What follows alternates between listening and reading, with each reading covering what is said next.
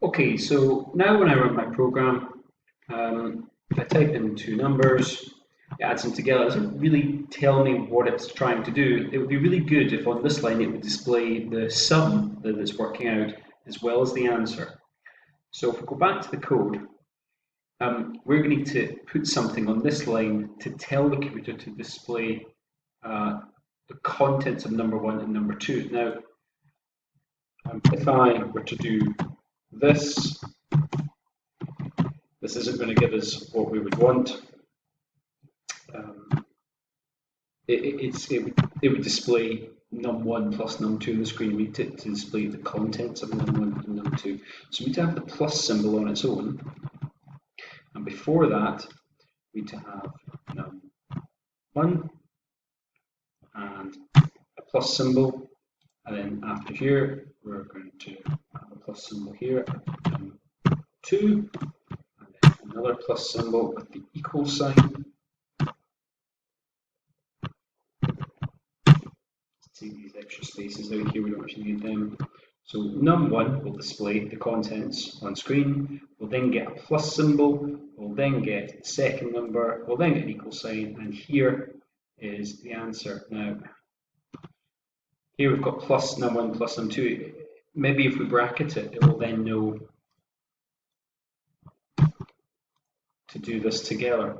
Let's see what happens. There's going to be problems.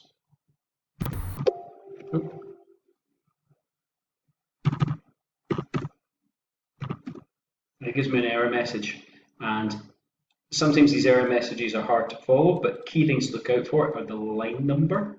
So it tells me it's line 3, and also at the very end, this is a clue to what the problem is. It's talking about integer, so that's the numbers, and str is short for string. String is a computer word for text.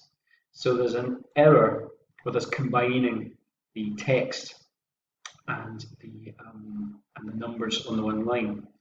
Like when we've done here, and we've told the computer that we need to store the numbers integer, we need to also tell the computer that when we're displaying this here, and we're adding it together, we need to treat this as a string. So in fact, it's str. So we have to put str around these numbers if we want them to display as text. Let's do str again.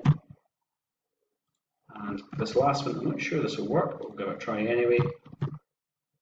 These two will work. We'll have a look at how this pans out. Let's run it. 4 plus 3 equals 7. So let's just emphasize that again.